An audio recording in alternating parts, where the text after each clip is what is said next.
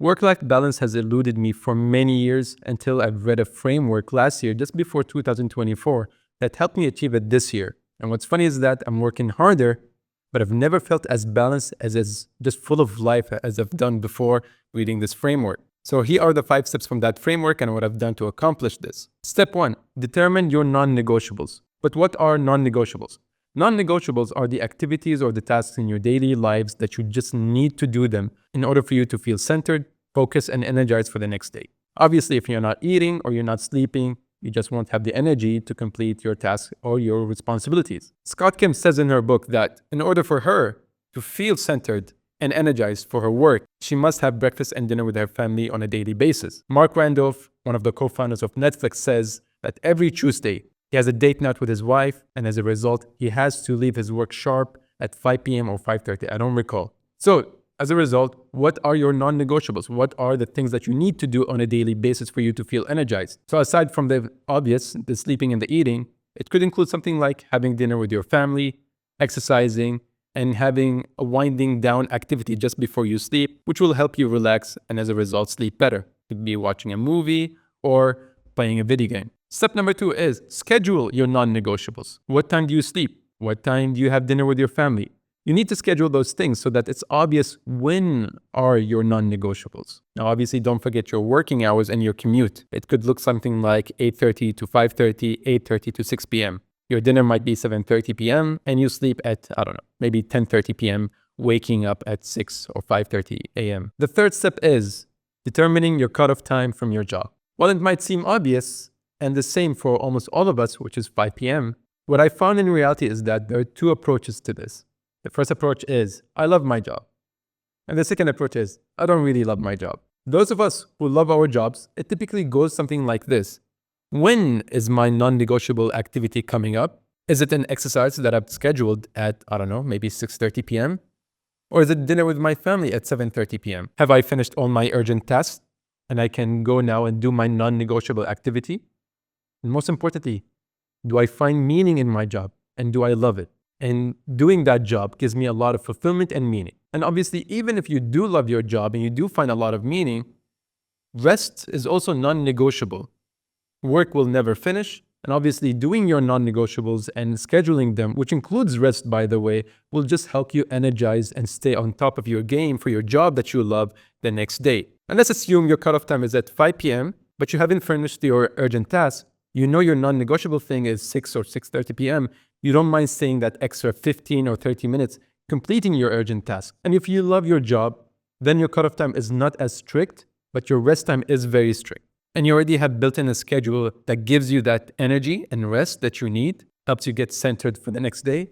And you also find meaning within your job. So whatever you do, while it might be stressful, you find a lot of joy in doing it. Additionally, those of us who do love our jobs, sometimes we face a deadline where we might sacrifice those things that are non-negotiable, except for sleep maybe and eating, and we don't mind that we put in the extra hours because we find so much meaning in our jobs that we will sacrifice some of the non-negotiables temporarily, meaning I might have to work up until 9 p.m., 10 p.m. on a daily basis for a couple of weeks, a month maybe, depending on the deadline, because it's fine. I love my job. It gives me so much meaning. I don't mind doing that. I still feel balanced. It's interesting. 11 years ago, I finished the game BioShock Infinite. I was watching the end credits. And just the last bit, there were some messages from the developers that they put in the end credits.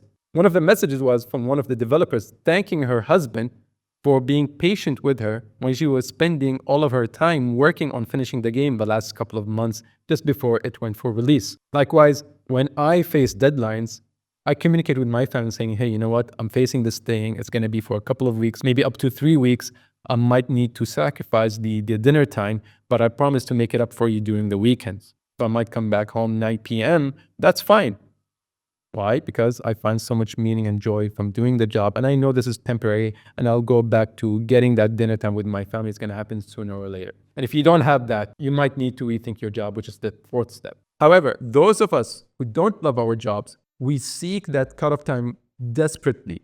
While the non-negotiable activity can be scheduled later on, let's say 7 or 7:30 p.m., we leave at 5 p.m. sharp, or maybe even sometimes earlier, because we just don't love our jobs. Any minute there is life draining. We don't find any meaning. within our jobs. And it could be because of two reasons. Either the job itself is meaningless, no matter how much you look at it differently. For example, we could just be working at a library, and no matter what you do there, you just can't find meaning or purpose. It's not fulfilling and there's no value for you. You're not going to get promoted to a manager or a director level for all libraries within your city. Or just you can't find that meaning within the job that you hate. And that itself can be tackled, but it's a separate video. But if this is you, then step number 4 would make sense for you, which is step number 4, rethink your job and your career. I had to stay in my university for an extra 3 years pursuing another education that would put me in an industry where I felt like it fit me more than what I've studied before, which ultimately led to a total of 10 years spending in my university pursuing different areas of studies that helped me eventually build the career that I wanted. That wasn't enough. I quit 3 jobs in less than a year, and it was my 4th job within that year that led me to feeling, okay, finally, I'm in a place, I am in a career that I actually love, and I find it very fulfilling. Achieving that is not easy, and for many of us, it's not even an option.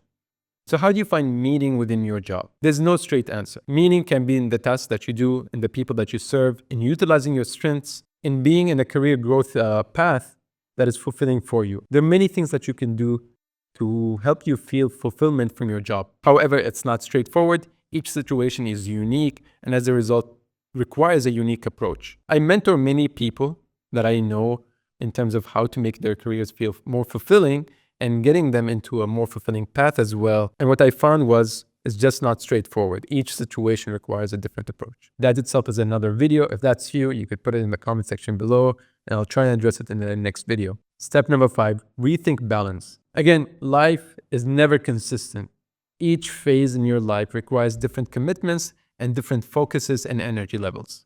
For example, when you have a baby, you might sacrifice a lot of your personal time, a lot of your social interactions, because you have a baby that you need to take care of for it to grow to be a healthy person, and you have to put in extra hours to do that. You may even sacrifice your sleep. Rarely would you hear a parent getting their full 8 hours of sleep when they have a baby. Also, many of us can relate to this. When we had our finals, we stayed up studying for those exams. And what I think makes those things digestible and we don't have a strict cutoff time is that we always felt, okay, this is temporary and we want to do this. Additionally, if you had a cutoff time with your baby, if you had a cutoff time with your exams, obviously you will have mediocre results. Now, God forbid that you have that with your baby, meaning I'm going to get my 8 hours of sleep regardless if it cries or not, right? That the results will be very apparent. It might lead to bigger consequences. But on a slightly lower level, for example, failing your exams, that might be acceptable to some people, but regardless, that's the result. Putting in mediocre efforts leads to mediocre results. Having a strict 5 p.m. cutoff time every time you work will also lead to mediocre results in a lot of us. So balance is not achieved by strict cutoff times for everything. Instead, it's a lot of building blocks of your activities together that gives you a lot of fulfillment and meaning within your life. That also includes work. And approaching everything strictly by hours may lead to mediocre results. Instead, focus on what do I need to do within the family block, within the work block, within the personal block that gives me the maximum output that I'm seeking within that block. Activities within your job are not equal.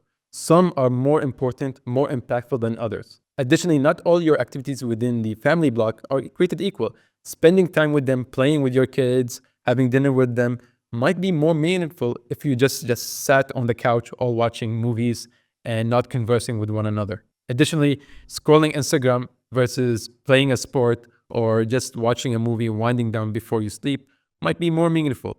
Maybe not. It's what you do within these blocks is more important than just having a cutoff time. So some disclaimers and some real life examples. So by now, you have determined that it's not necessarily the hours, it's about how you schedule your life and your daily routine to give you meaning, fulfillment, energy, and rest. Additionally, if you attempt to do 10 things within your day, it's likely that everything you achieve is going to be on an average outcome. For example, Matthew McConaughey said in his book, Green Lights, that one day he realized he was pursuing 5 businesses, and if he continued doing that, then the grade level for each thing he's going to do is not going to earn him more than a B.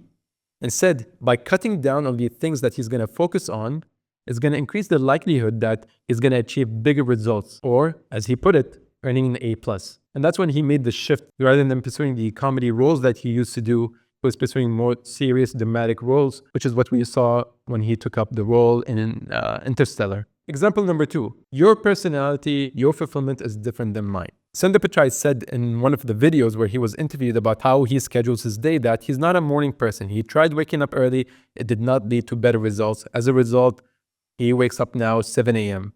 Again, why? Because he's not a morning person. While other CEOs are known to be waking up at 5 a.m., 4:30 a.m., Sundar Pichai knows himself and he realized that he's not that, but he can still build a meaningful and balanced life for himself that allows him to be very focused during his job as a CEO of Google. Disclaimer number 3, there's a famous book called Ikigai. It argues that stress is good at certain levels. Having an easy life is very unfulfilling, while having a very stressful life is very damaging. There's a balance point between the two, meaning seeking a stressful lifestyle up to a point where your life feels challenging and then as a result rewarding when you pursue things is the right approach that you should pursue. Your job, for it to be rewarding, should be stressful to a certain level where it feels very challenging and rewarding once you do those activities. So don't shy away from building a stressful lifestyle, but up to a point where it's just challenging but not crippling. Disclaimer number 4.